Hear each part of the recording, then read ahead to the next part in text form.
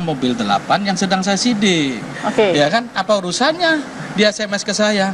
Kan nggak ada urusannya. Terus kemudian tanggal 5 dia SMS, tanggal 6 dia keluarkan di media dia. Ada Yulianto di rapor merah Jaksa Agung. Merah apa gua ini? Kan begitu. Ya kan? Jadi ancaman itu diwujudkan dengan media-media dia. Yang telah saya sampaikan dan telah saya buktikan bahwa itu semua gombal semua. Itulah karakter assassination. Makanya saya bilang, ini kalau proses ancaman ini kan sudah kita laporkan ke Bareskrim. Betul. Ya kan? Kita tunduk kepada proses hukum ini. Ya kan? Kita lihat aja proses ini biar berjalan. Kan dari biasanya juga melaporkan saya. Soal laporan saya mau tahu, kan? kenapa Bang melaporkan pencemaran nama baik? Karena kalau soal artikel tadi kan bukan Haritanu yang buat. Yang kita bicarakan hanya soal SMS. Di SMS redaksinya jelas-jelas itu visi politik, itu bahasa idealisme. Ribuan orang politisi akan mengatakan kalau saya itu tidak bisa disebut ancaman. Ya, yang kedua. Tapi saat ini belum masa kampanye loh, Bang. Saya penegak hukum, ngapain juga dia masih kan tadi dia laporkan itu visi saya. Memang gua kader dia. Memang gua kader dia. Gua bukan kader dia, Bang. Karena iya kan? Sejak ngapain juga dia SMS ke penegak hukum? Ya, Bang Otan. Karena di media massa sejak mulai MNC memberitakan kasus bansos di Medan, nah mulailah nama dia mulai dikait-kaitkan dengan ini. Tentu dia akan bikin jawaban. Anda salah, Bang, kalau kayak gitu, Bang. Itu entar dulu. Sebentar, saya nggak setuju kalau itu. Itu menurut mereka. Itu jangan begitu dong. Kita bicara proses yuridis, ya. Anda jangan seret kasus-kasus mobil X ini kepada unsur politis. Kasus bansos itu murni politis. Apa namanya, kasus bansos sudah selesai. Kita bicara mobil X, nggak perlu lagi lu kasus. Abang sampaikan ini informasi di luar, nggak. Kita bicara fakta hukum saja, begitu di sini. Kalau bicara fakta hukum, Pak, sampai ke dunia akhirat kemanapun, ini bukan pengancaman. Bapak ngerti hukum, itu bukan ancaman. Itu kan versi Abang. Bukan, kita ini semua ahli hukum. Karena sekarang kan sudah proses penyidikan. Kita nggak boleh berkomentar itu. Ini kan kita bicara soal SMS. Kalau ada kata-kata, mari kita buktikan. Itu bukan ancaman. Dia langsung kepada penegak hukum. Apa salahnya? Jangankan ke Bapak, ke hakim, ke majelis hakim yang lebih tinggi dari Bapak. Kita sering bikin surat begitu. Bukan, ini orang yang sedang disidik SMS ke saya. Itu haknya dia. Loh, gua nggak kenal dia loh, Bang. Kenapa nggak kenal? Bapak harus mengenal semua orang karena Bapak pejabat. Nggak, dia SMS gua. Dia SMS karena Coba Abang bilang, coba alinea kedua ini. Ini alinea kedua ini. Kalau saya baca dulu nanti.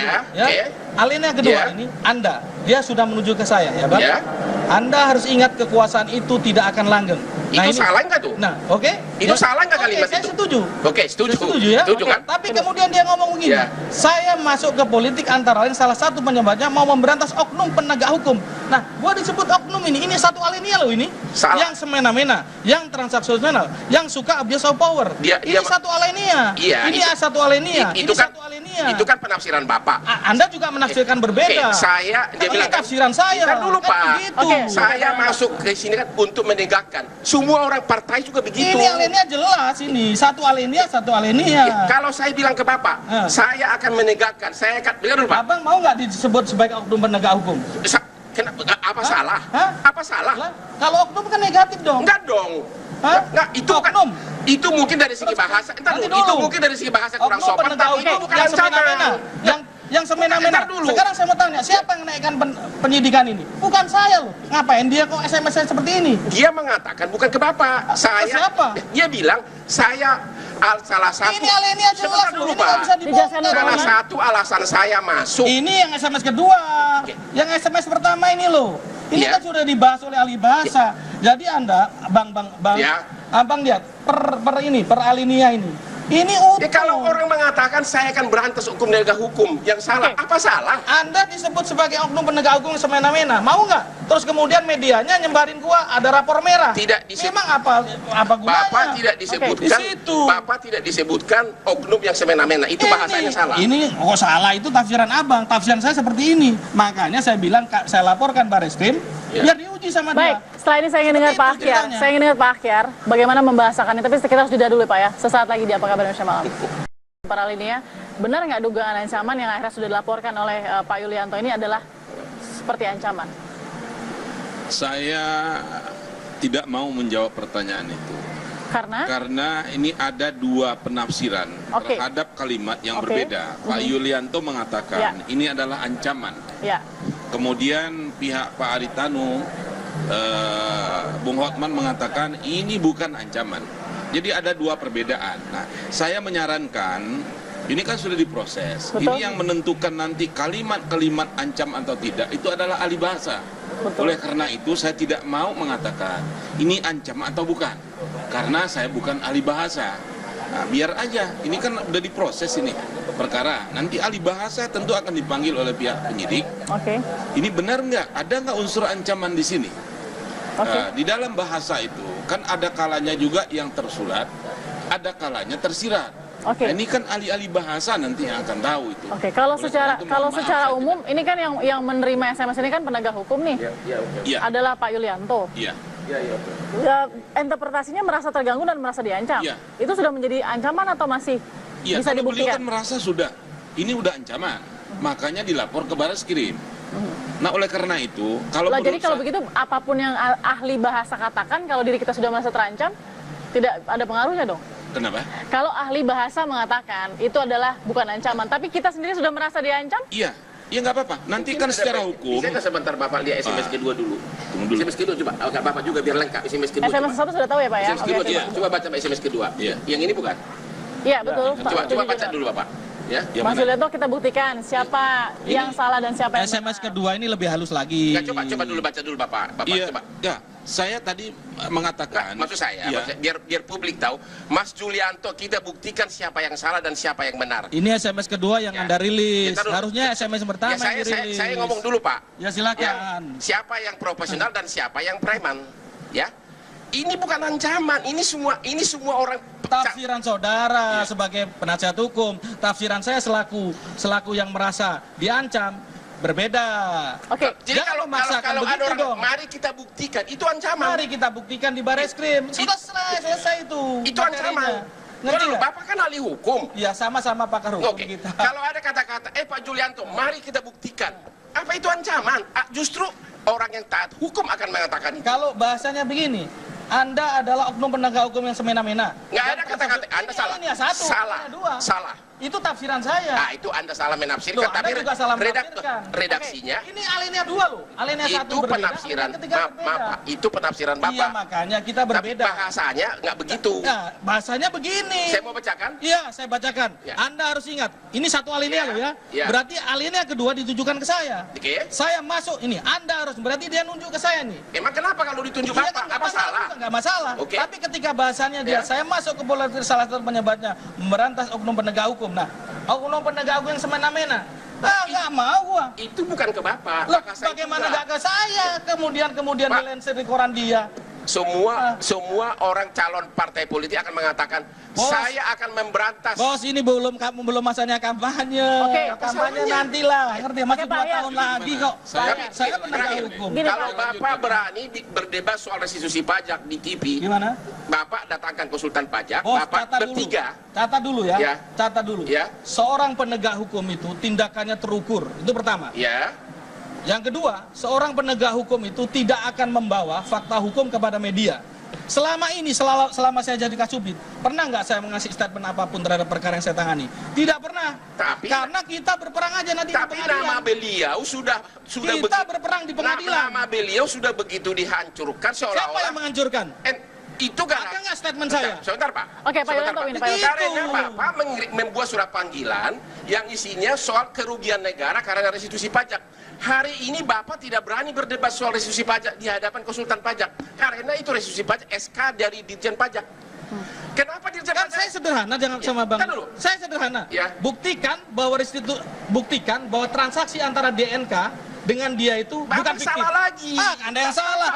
Sudah jelas fiktif kok gimana? Restitusi pajak. Abang sudah jelas fiktif. Kalau soal potong restitusi pajak itu 2002 2005. Pak Ahyar harus bicara. Pak Ahyar tolong begini Pak. Tadi Anda menjelaskan tadi di tengah. Sederhana sebenarnya. Kalau Anda bisa buktikan itu fiktif. Oke. Pembuktian ada sebentar. Apakah restitusi pajak karena fiktif? Abang. Itu masa pajak zaman dulu. Abang ditahan dulu. Pak Ahyar saya mau dengar. Tadi kan Anda bilang ini butuh ahli ahli bahasa. Iya, kalau saya berpendapat begitu. Tidak mungkin siap pelapor dengan terlapor akan ada satu persamaan, itu nggak mungkin satu. Ya, oke. Terhadap suatu masalah.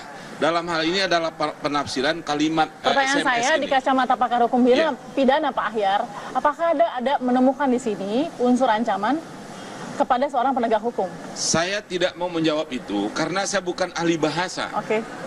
Apakah kata-kata ancaman itu yang kayak apa bentuknya? Ke ahli bahasa kita tanyakan. Itu bukan domain. Meskipun interpretasi Pak Yulianto sudah merasa terancam, tapi ahli bahasa misalkan mengatakan tidak ada ancaman? Iya, tergantung nanti penegak hukum. Dia mau pakai yang mana? Sekarang kan pasti. Pak Yulianto mengatakan ini ancaman. Oke. Pihak Pak Haritanu mengatakan tidak, ini kalimat biasa. Oke. Ada orang nanti yang kita minta keterangan ahli. Ini ancaman atau tidak? Oke. Di dalam berbahasa itu ada yang tersurat, ada yang tersirat. Oke. Itu yang semuanya pasti akan tunduk nanti. Oke, tersirat itu yang harus Oke, ini interpretasi ya. Nanti saya ingin mengerucut lagi, kita harus jeda dulu sesaat lagi, Bang. Tetap sama kami. Yang pertama, Oke, Bang Hotman, Pak Yulianto sebentar. Yang pertama sudah kita bacakan soal SMS tanggal 5 Januari, kita bacakan dulu yang kedua. Ya, silakan bacakan. Mas Yulianto, kita buktikan siapa yang salah dan siapa yang benar, siapa yang profesional dan siapa yang preman. Anda harus ingat, kekuasaan itu tidak akan langgeng. Ini diulang lagi kata-katanya ya. Bacakan lagi. Oke, saya masuk ke politik karena ingin membuat Indonesia maju dalam arti yang sesungguhnya, termasuk penegakan hukum dan lain-lain. Ini sudah sebenarnya dibaca. Iya, ini Mas sebenarnya sudah Tapi kan tolong dibacakan karena beliau tadi sudah ada, bisa dibaca di sini. Bapak bacakan nomor 1 penekanan yang tolong dibacakan. Suatu saat saya akan jadi pimpinan di negeri ini, disitulah saat Indonesia akan berubah dan dibersihkan dari hal-hal yang tidak sebagaimana mestinya. Kasihan rakyat yang miskin makin banyak, sementara negara lain berkembang dan makin maju. Tapi di tanggal 9 itu ada SMS yang ini tidak dibalas ya. Tidak pernah saya balas semua. Ada SMS lagi yang kemudian saya sebenarnya tidak ada urusan dengan Mobile Aid karena ini urusan operasional banyak, sementara negara lain berkembang dan makin maju. Nah, jadi ini sebenarnya memang berkaitan dengan kasus ini. Tapi kalau gini nih Bang ya, ini sederhananya saja nih. Ya. Kalau interpretasinya Pak Yulianto sudah merasa terancam, apapun misalnya perkataan ahli bahasa atau mungkin nanti saksi ahli atau sudah punya interpretasi bahwa itu bukan ancaman. Tapi kan unsur setiap tindak pidana itu kan ada unsurnya.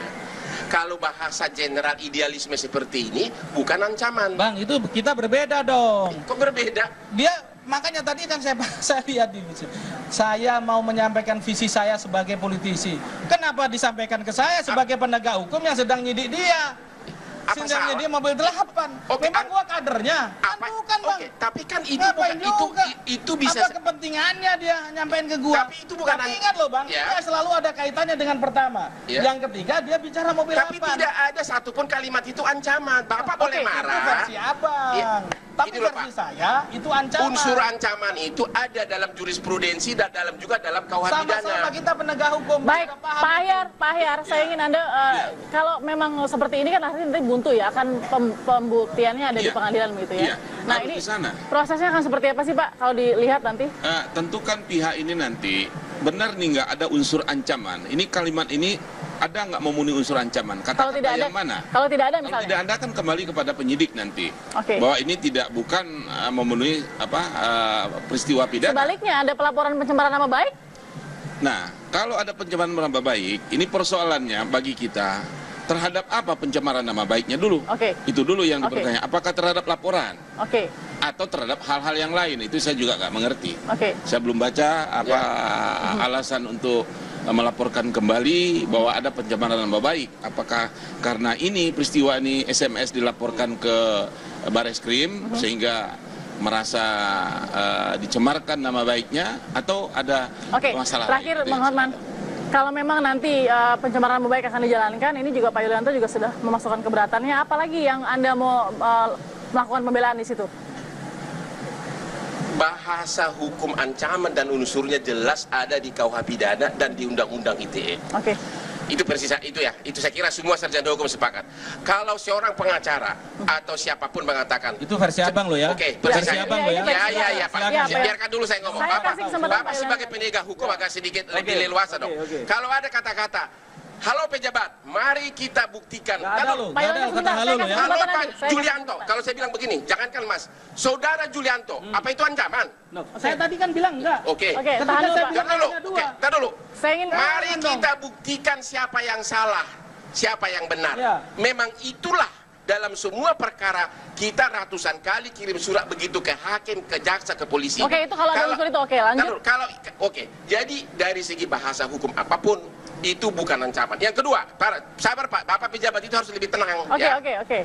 Yang kedua, karena Haritanu merasa itu bukan ancaman, sementara sudah beredar di mana-mana itu ancaman, maka dia merasa namanya dicemarkan, bikin laporan baik. Bapak sebagai warga negara, bukan sebagai pejabat loh, Anda melaporkan, Haritanu juga berhak. Ya, itu dia. Oke, baik. Terakhir Pak Yulianto, dengan adanya laporan pencemaran nama baik ya dari Pak Haritanu sebagai yang terlapor, Anda kemudian bagaimana? Justru reaksinya? Itulah Mbak, saya senang. Seseorang itu apabila merasa tidak nyaman, laporkan aja. Ini kan proses. Saya menghargai, makanya saya bilang ini saya senang dia melaporkan saya. Itu proses. Artinya kasus ini jadi lebih jelas? Iya, lebih jelas. Tapi kalau dia mengancam penegak hukum yang sedang menjalankan tugasnya, ya, dan dia sudah sebarkan nama baik saya ini kemana-mana dengan karakter assassination, buat saya itu harkat dan martabat pribadi saya yang harus akan saya bela sampai dimanapun. Itu kuncinya di situ. Oke, kita lihat nanti bagaimana pembuktiannya ya Bang Hotman ya. Sayang sekali waktunya sedikit, Pak Her, terima kasih juga Pak Yulianto. Mudah-mudahan ini kita salaman dulu Pak, tolong Pak, salaman dulu Pak. Nah, ini sebaiknya sudah selesai ya. Jadi mudah-mudahan ada hasil yang baik nanti. Kita akan lihat ya. Terima kasih Pak Yulianto, terima kasih juga Pak Her, dan terima kasih juga Bang Hotman. Ini jadi akhir dari jumpa kita di Apa Kabar Indonesia Malam ini. Kita ketemu lagi hari Senin, sampai jumpa. Oke, Pak. Terima kasih Pak. Ya. Benar.